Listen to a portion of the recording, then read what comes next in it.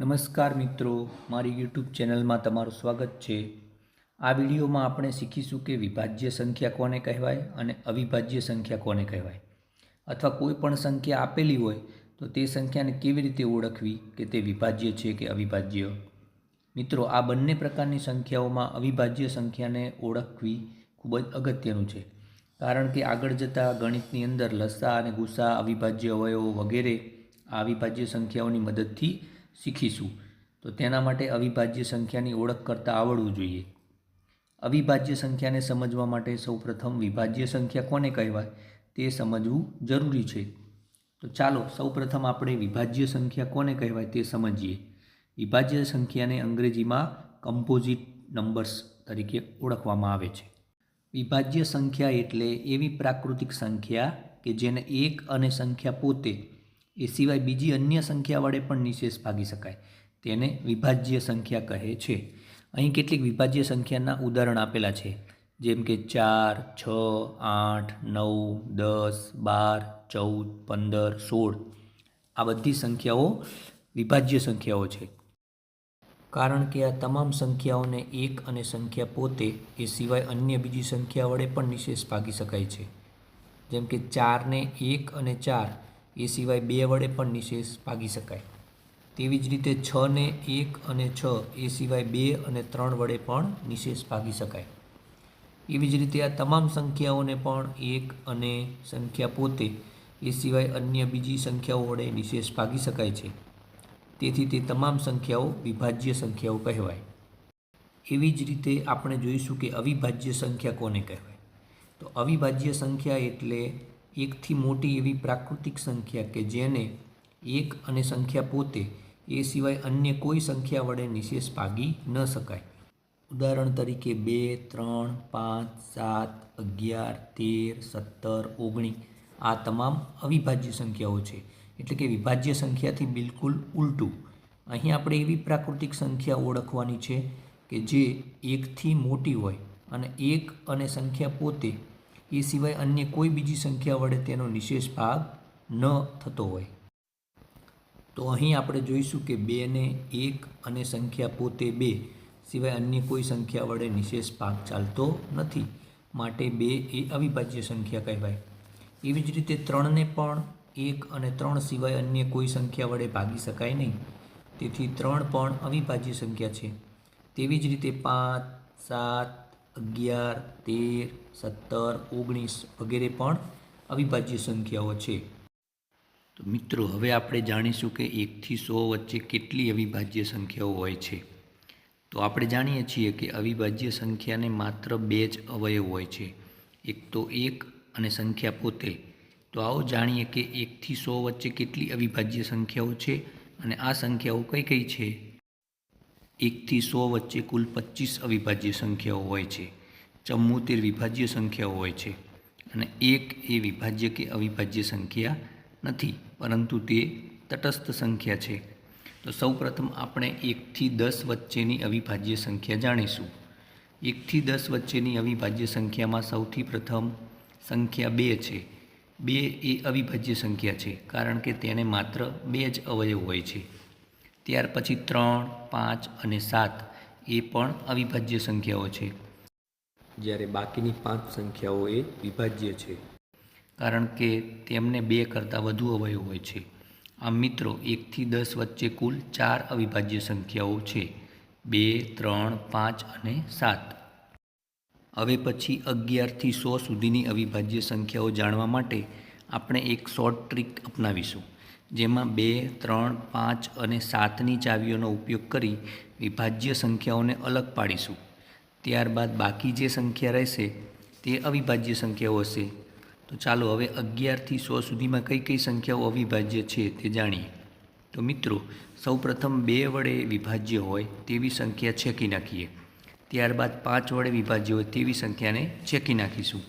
તો મિત્રો, આપણે જાણીએ છીએ કે 2 સિવાયની તમામ બેકી સંખ્યાઓ 2 વડે વિભાજ્ય છે, માટે 1થી 100ની વચ્ચે રહેલી તમામ બેકી સંખ્યાઓ છેકી નાખીશું। મિત્રો, આપણે જાણીએ છીએ કે જે સંખ્યાનો એકમનો અંક 2, 4, 6 કે 8 કે 0 હોય તે તમામ સંખ્યાઓ બેકી સંખ્યાઓ છે। ત્યાર પછી 5 સિવાયની 5 વડે વિભાજ્ય હોય તેવી તમામ સંખ્યાઓને ચેકી નાખીશું. તો જે સંખ્યાનો એકમનો અંક 5 હોય તેવી તમામ સંખ્યાઓ 5 વડે વિભાજ્ય છે. મિત્રો, હવે બાકીની સંખ્યાઓને 3 અને 7ની વિભાજ્યતાની ચાવીનો ઉપયોગ કરી 3 અને 7 વડે વિભાજ્ય હોય તેવી તમામ સંખ્યાઓ ચેકી નાખીશું. હવે સૌપ્રથમ 11 થી 20 વચ્ચે બાકી રહેલી સંખ્યાને ચકાસીએ તો 11, 13, 17 અને 19 ને 3 અને 7 વડે નિશેષ ભાગી શકાતી નથી, માટે તે અવિભાજ્ય સંખ્યાઓ છે. તો આમ 11 થી 20 વચ્ચે આપણને કુલ 4 અવિભાજ્ય સંખ્યાઓ 11, 13, 17 અને 19 મળે છે. હવે 21 થી 30 વચ્ચેની સંખ્યાઓ ચકાસીએ તો 21, 23, 27 અને 29 બાકી રહે છે, જેમાંથી 21 અને 27ને 3 વડે નિશેષ ભાગી શકાય છે, માટે એ 3 વડે વિભાજ્ય છે. જ્યારે બાકી રહેલી 23 અને 29ને 3 કે 7 બંનેમાંથી એકેય સંખ્યા વડે નિશેષ ભાગી શકાતો નથી, માટે આ બંને સંખ્યાઓ અવિભાજ્ય છે. આમ મિત્રો 21 થી 23 વચ્ચે આપણને 23 અને 29 એમ કુલ 2 અવિભાજ્ય સંખ્યાઓ મળે છે. હવે 31 થી 40 વચ્ચે બાકી રહેલી સંખ્યાને જોઈએ તો 31, 33, 37 અને 39માંથી 33 અને 39ને 3 વડે વિભાજ્ય છે, જ્યારે બાકીની 31 અને 37 આ બંને સંખ્યાઓ 3 કે 7 બંનેમાંથી એક પણ સંખ્યા વડે વિભાજ્ય નથી. આમ 31 થી 40 વચ્ચે આપણને 31 અને 37 એમ 2 અવિભાજ્ય સંખ્યાઓ મળે છે. ત્યાર પછી 41 થી 50 સુધીમાં આવતી અવિભાજ્ય સંખ્યાઓ ઓળખીએ તો 41 થી 50 સુધીમાં બાકી રહેલી સંખ્યાઓ 41, 43, 47 અને 49 છે. આ 4 સંખ્યા પૈકી એક પણ સંખ્યા 3 વડે વિભાજ્ય નથી. હવે 7 વડે ચકાસીએ તો માત્ર 49 એ 7 વડે વિભાજ્ય છે, માટે તેને છેકી નાખીશું. આમ બાકી રહેલી સંખ્યા 41, 43 અને 47 એ અવિભાજ્ય સંખ્યાઓ છે.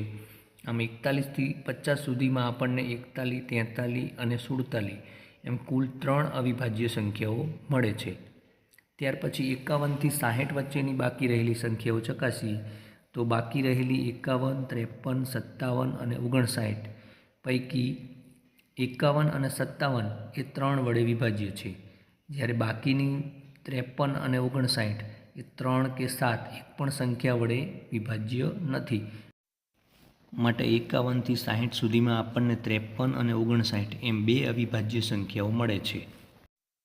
હવે 61 થી 70 સુધીની બાકી સંખ્યાઓને ચકાસીએ તો બાકી રહેલી 61, 63, 67 અને 69 પૈકીની 63 અને 69 એ 3 વડે વિભાજ્ય છે.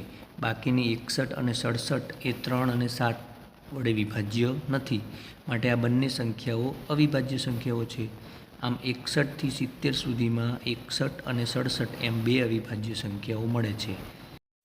હવે 71 થી 80 સુધીની સંખ્યા ચકાસીએ તો બાકી રહેલી 71, 73, 77 અને 79 પૈકી 71, 73 ને 3 અને 7 વડે વિભાજ્ય નથી, જ્યારે 77 એ 7 વડે વિભાજ્ય છે, જ્યારે 79 પણ 3 અને 7 વડે વિભાજ્ય નથી. અને 71 થી 80 સુધીમાં આમ 71, 73 અને 79 એમ 3 અવિભાજ્ય સંખ્યાઓ મળે છે. 81 થી 90 સુધીમાં 81 અને 87 એ 3 વડે વિભાજ્ય છે. બાકીની 83 અને 89 એ 3 અને 7 પૈકી એક પણ સંખ્યા વડે વિભાજ્ય નથી. આમ 81 થી 90 સુધીમાં આપણને 83 અને 89 એમ 2 અવિભાજ્ય સંખ્યાઓ મળે છે. હવે છેલ્લે 91 થી 100 વચ્ચેની બાકી રહેલ સંખ્યાઓ ચકાસીએ તો 91, 93, 97, 99 પૈકી 93 અને 99 એ 3 વડે વિભાજ્ય છે, જ્યારે 91 એ 7 વડે વિભાજ્ય છે. તો બાકી રહેલી 97 એ 3 અને 7 પૈકી એક પણ સંખ્યા વડે વિભાજ્ય નથી. આમ 91 થી 100 વચ્ચે આપણને એકમાત્ર 97 એ અવિભાજ્ય સંખ્યા મળે છે. આમ 1 થી 100 વચ્ચેની સંખ્યાઓમાં 25 અવિભાજ્ય સંખ્યાઓ છે. બાકીની સંખ્યાઓ પૈકી 74 વિભાજ્ય સંખ્યાઓ છે, જ્યારે 1 એ વિભાજ્ય કે અવિભાજ્ય સંખ્યા નથી, તેને તટસ્થ સંખ્યા કહે છે. 2 એ સૌથી નાની એકમાત્ર અવિભાજ્ય સંખ્યા છે.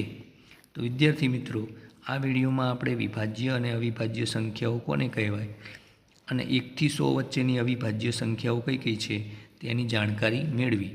આશા છે કે આ વિડીયો તમને ખૂબ જ ઉપયોગી બનશે.